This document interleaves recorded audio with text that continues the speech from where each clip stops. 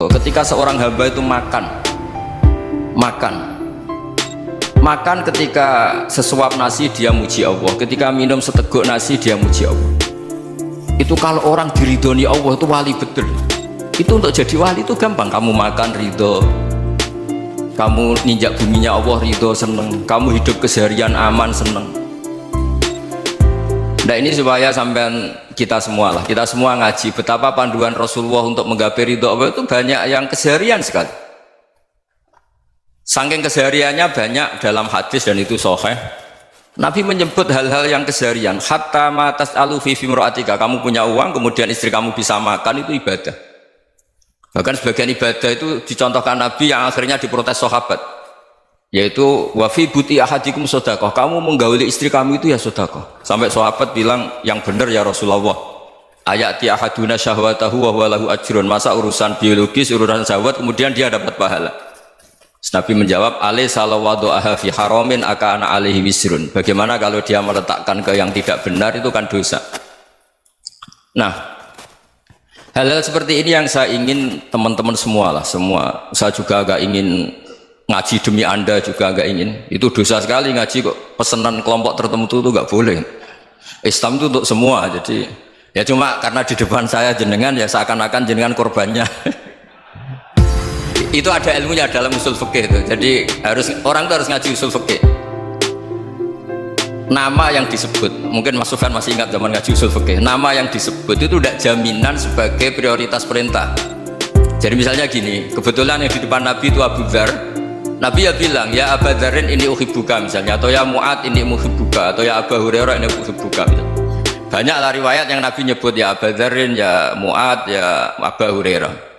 Kemudian misalnya Nabi meneruskan khitab, ini uhibbuka, saya mencintai kamu, fakul dubur sholatin, atau sebagian riwayat disebut fala tada'anna dubura kulli sholatin Allahumma inni ala dzikrika wa syukrika wa husni ibadatik.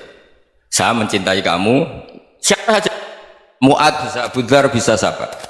Saya mencintai kamu, mohon kalau habis sholat kamu jangan lupa wiridan Allahumma inni ala dzikrika wa syukrika wa husni ibadatik. Ya Allah, tolong kami permudah supaya mudah ingat engkau.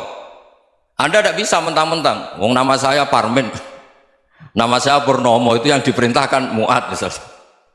Jadi yang disebut satu, tapi khitab itu untuk siapa saja. Saya teruskan ya. Jadi saya mohon semua kita melakukan kebaikan itu, kalau dalam kaidah fikih disebut al yakin la yuzalu bisyak. Banyak kebaikan yang kebenarannya itu 100%, tidak punya efek samping ke pihak lain, ke kelompok lain, ke komunitas lain.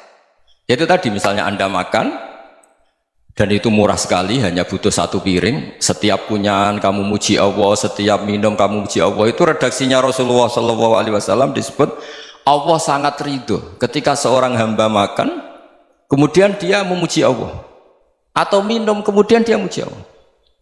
Logikanya gampang, negara seperti ini yang kamu harapkan bentuknya kayak apa, mertua, ipar, komunitas, tetangga, itu nyata terjadi itu kan belum pasti. Sementara yang mesti terjadi adalah kamu butuh makan, kalau tidak mati, butuh minum, kalau tidak mati, butuh bumi yang nyaman ditempati, kalau tidak kita juga mati. Sebab itu Allah kalau menyebut nikmatnya itu hal-hal yang keseharian. Alladzi at'amahum min ju'. Allah itu siapa? Allah itu yang menciptakan kamu bisa makan. Tidak berlebihan, Allah itu yang menciptakan kondisi sosial itu ideal. Zaman Nabi itu ya ada orang munafik. Orang-orang pilihan Allah itu juga diuji orang sekelilingnya yang macam-macam. Semua diuji sesuai konteks zaman dan waktu. Nah, tapi ada ibadah-ibadah yang selalu disarankan Nabi. Sampai Nabi itu pernah ditanya, ayul islami khairun ya Rasulullah, Islam terbaik itu gimana? Jawaban Nabi itu unik. It'amut to'am, Islam terbaik itu ya makan-makan, jangan santai-santai. Ketika Allah menyebut beberapa kebaikan, falak tahamal akobah, wa ma adrokan apa? Mal akobah. Terusannya apa? Fakku rokobah. Terusannya apa? Au it'amun fiyaumin di masubaya. Atau acara makan-makan itu juga Islam. Kenapa? Ya bayangkan kalau tidak ada makanan, kita mati kan? Kondisi sosial tidak ideal itu Anda masih gak apa-apa, tapi kalau Anda tidak makan, Anda tidak minum, kamu punya istri cerewet masih bisa hidup, punya mertua cerewet masih bisa hidup, tapi kalau tidak makan bisa mati. Berarti penting mana istri sama makan? Penting mana? Makan. Semoga istri Anda dengar, nanti kamu disuruh makan tapi pulang deh. Itu kalau dibahasakan makan masih memahami. Penting mana nasi satu piring dengan istri? Nggak ada nasi mati, nggak ada istri belum mati. Penting mana? Gak berani jawab kan? Nah, ternyata Anda ada garang kan di depan istri. Jadi saya mohonlah, mungkin Mas Sufyan Sauri tadi yang bisa bantulah teman-teman tuh ngaji yang keseharian saja. Karena kita nyari ridha Allah itu berdasar firman Allah, dan firman Allah itu menyebut keseharian tuh riang gampang. Yaitu tadi misalnya wa min ayatihi manamukum billaili wan nahar. Termasuk ayat-ayat Allah itu kamu tidur. Maka dulu itu ada guyonan, ada tokoh Mu'tazilah, kelompok dalam Islam yang berpikir manusia itu bisa menentukan ikhtiarnya sendiri. Karena saya bisa duduk, ingin duduk, ingin berdiri, berdiri. Karena kelompok ini nggak terima kalau semua kehendak Allah, nanti bagaimana kalau semua kehendak Allah kok ada hisab ya, ada sanksi.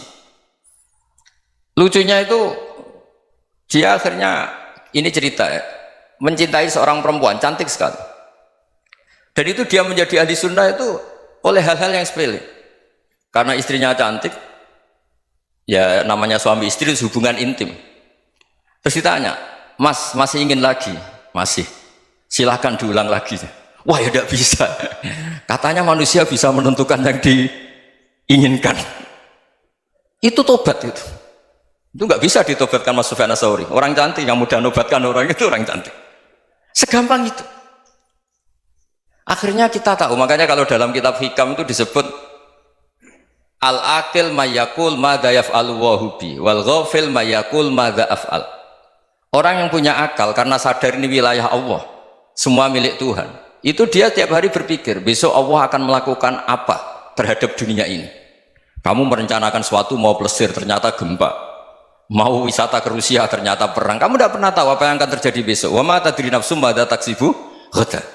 Tapi anda semua kita ini sering punya jadwal permanen. Makanya saya kalau diundang siapa saja, sana takdir. Yang jelas Gus ini acara penting. Ya masih acara penting nak pangeran ngersakno piye? Kowe ape dadi pangeran? Kamu kok mau jadi Tuhan? Itu kadang ya kiai. Penting Gus acara ini jenengan harus memastikan bisa. Loh kamu itu yang ngajarin tauhid, sesuatu itu biadillah kok bilang-bilang apa pasti. Kalau maksa terus tak tobatkan loh kamu kata saya. Ya kalau gitu Gus bilang insya Allah. Wah itu hati saya, fisik saya, roh saya sudah bilang insya Allah.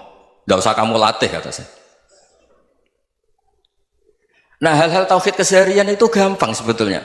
Wal ghafil yaqulu madza af'al. Tapi orang yang lupa Allah dia setiap hari bilang besok apa? Kita bisa melakukan apa? Seakan-akan dia itu aktor, dia penting, dia subjek permanen, dia. Padahal kita ini hanya objek kehendak Allah Subhanahu wa taala. Karena kita yakin sesuatu yang terjadi di alam raya ini kita tidak bisa apa-apa. Makanya saya sering ngaji, sering bilang saya, ketika Anda mensifati Allah, dia yang menghidupkan, sudah itu tanamkan sehingga ketika kita mati santai saja. Kenapa santai? Allah punya cara menghidupkan kita. Zaman kita hidup juga gak tahu caranya ngelola jantung, ngelola paru-paru. Kamu juga gak tahu ngelola oksigen yang tidak beracun, tidak ngandung polusi. Tahu-tahu hidup. Gak ingin tua ya tahu-tahu tua, gak ingin mati tahu-tahu mati. Selama ini kita hidup juga gak tahu apa sebetulnya. Hanya gaya tok, punya jadwal, punya planning. Kalau kamu bisa menentukan pilihan Anda, pasti Anda istrinya cantik, 4 neriman semua, kona'ah semua. Nyatanya enggak kan? Ada 1 jelek, cerewet. Oh itu kan, nyatanya enggak bisa apa-apa Anda kan? Dan kamu bawa mati lagi. Itu kan. Istri Anda juga gitu, punya keinginan punya suami yang ganteng, yang jabat, yang neriman, yang enggak poligami. Ya enggak kesampaian juga. Kalau kita ngitung tingkat kegagalan kita itu gagal terus. Ya kan? Nah, terus ingat Allah, madza yaf'alu wa hubi. Orang yang punya akal selalu berpikir Allah itu menghendaki apa terhadap saya. Loh sama-sama orang gitu. Ngelihat orang yang serius, itu kata Anda itu pemikir berat, serius, senang punya tokoh yang merengut karena kamu anggap serius. Tapi sebagian orang anggap orang yang serius itu wong merengut, wong masam, wong muka kok ditekuk. Jadi sama itu hati ya muqallibal qulub tsabbit qalbi ala dinik, karena kita nggak tahu cara berpikir kita tentang orang lain, tentang sekeliling kita. Misalnya kita orang baik yang jenis ngrumat fakir miskin, ada orang bangun masjid mewah itu janggal. Apa artinya masjid mewah kalau banyak orang kelaparan? Tapi kalau yang jenis pendidikan, apa artinya masjid mewah kalau tidak bisa ngaji? Nanti yang jenis infrastruktur, apa artinya ini kalau semuanya punya sudut pandang yang berbeda-beda. Dan Islam mengapresiasi semua kebaikan. Tapi katakan semua kebaikan itu adalah kehendak Allah Subhanahu wa taala. Karena apapun baik Anda itu pakai fasilitas yang diberikan oleh Allah Subhanahu wa taala. Sehingga ini yang disebut qulillah tsumadarhum fi khawdihim yal'abun. Ya, kembali tadi ke tema-tema bahwa keseharian Anda ini sudah Islami. Saat Anda tidak bisa melakukan apa saja. Saya sering ada jenazah, biasanya kalau tetangga meninggal saya sering disuruh ngelepas. Saya bilang orang ini baik karena sering ngelamun di rumah, sering nganggur di rumah. Ditanya sama anaknya, kenapa Gus nganggur baik? Ya kalau dia nganggur artinya juga agak berbuat sesuatu yang maksiat kan? Ya kan, orang nganggur di rumahnya ya tidak bunuh orang, tidak maling, tidak korupsi, ya namanya nganggur di rumah. Lah cuma istri cara pandang nganggur gak menghasilkan uang itu, tapi juga gak menghasilkan kriminal kan? Jadi sebenarnya Islam itu cara, makanya kalau sampai ngaji usul fikih itu ada kitab usul fikih namanya Lubul Usul, itu terkenal sekali di pesantren itu. Itu kalau ngapresiasi keseharian itu luar biasa. Izma min mubahin illa wa yatahaqqaqu bihi tarku haramimma, karena keseharian yang mubah saat Anda lakukan itu ada kehebatan yang luar biasa, yaitu meninggalkan haram. Makanya dulu banyak orang-orang alim ketemu temannya itu guyon sampai semalaman. Itu biasanya yang semangat Islam itu, kiai kok tidak tahajud, kiai kok tidak witir. Orang yang sedang mapan uangnya banyak, malam itu tidak kelayaban itu sudah luar biasa. Melawan nafsu supaya tidak maksiat itu sudah luar biasa. Supaya lupa guyon sama temannya semalaman sampai subuh, gejlok-gejlokan ngenang zaman miskin, zaman kuliah nggak jelas, zaman apa. Melihatnya jangan tarkut tahajud seperti ini, meninggalkan tahajud, tapi meninggalkannya ini talkul muharramat. Jadi kayak apa hebatnya? Sehingga Imam Ghazali punya riwayat yang agak unik. Hatta takuna ibadatu akhiri hadil ummah iku an-naum. Sehingga suatu saat ibadah terbaik umat ini itu tidur. Itu kan riwayat kontroversi. Ketika Imam Ghazali saja, kenapa iya? Kenapa kamu mulai keluar dari rumah itu sudah banyak maksiat, melihat perempuan yang enggak mahram, melihat fenomena. Tapi kalau kamu tidur itu enggak melihat apa-apa. Tapi juga kamu jangan nganggap tidur itu ibadah betul. Saatnya melakukan fardu ain malah masih tidur. Tapi itu sudut pandang yang menjadikan kita Islam itu gampang. Jadi saat Anda tidak bisa aktivitas apa-apa, misalnya ada beberapa orang yang lumpuh. Lumpuh itu memang nggak bisa Jumatan, nggak bisa ibadah, tapi dia juga nggak bisa maksiat.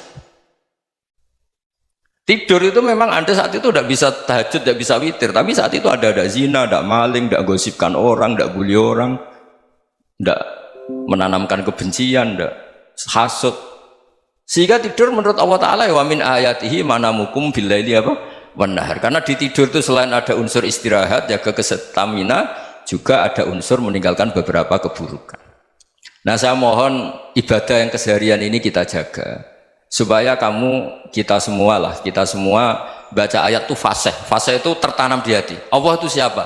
Alladzi at'amahum min ju'i wa amanahum min khauf. Dan Allah kalau cerita di Quran itu anna sababnal ma'a sabba thumma syaqaqnal ardana wa syaqqa fa ambatna fiha habba wa inaba wa qadba wa zaituna wa nakhla wa hadaika hulba. Kamu tahu saya ini siapa, kata Allah? Saya ini adalah Tuhan yang menurunkan air, kemudian ada tanaman banyak, habba wa inaba wa qadba, ada zaitun, ada tin, kalau orang Jawa mungkin ada tela, ada padi, ada mangga, ada pisang. Sudah. Wa inaba wa zaituna wa nakhla wa hadaika hulba, ada perkebunan yang lebat. Tujuannya apa? Mata Allahkum, silahkan kamu pakai, kamu nikmati. Tapi karena kadang kita ini punya ide-ide besar.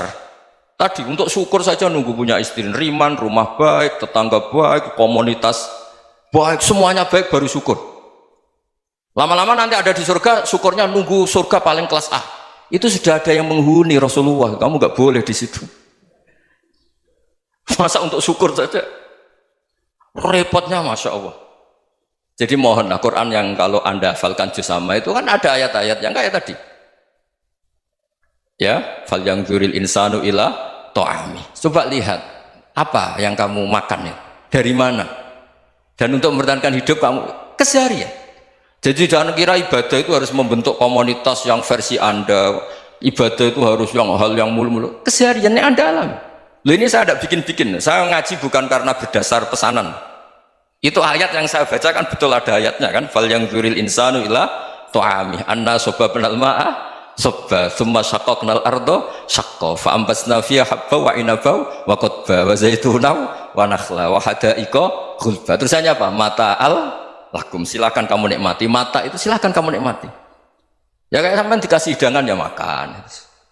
Ya sudah makan, habis makan ya minum, habis itu ngantuk ya tidur. Ya sudah normal-normal saja. Kayak apa indahnya Islam. Tapi Anda mencari Islam yang gimana lagi?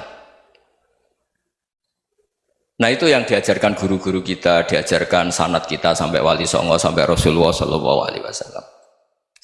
Bahwa pada akhirnya ada jihad, ada perang. Itu dulu memang perang, bukan membunuh, beda. Dulu kita dijajah Belanda ya perang, dan itu normal karena kita dijajah. Jadi ketika orang lain ingin baik sama kita, wa in ahadum minal musyrikin astajaroka ya fajirhu hatta yasma'a kalam Allah. Kalau mereka ingin baik ya kita baik. Makanya ada istilah musta'man, mu'ahad. Kalau mereka ingin damai, berdampingan dengan kemajmukan ya itu yang lebih baik. Karena memang Islam menghormati proses perdamaian. Wa in janahu lis-salmi ya fajnah lah. Kalau ingin damai ya kita harus damai.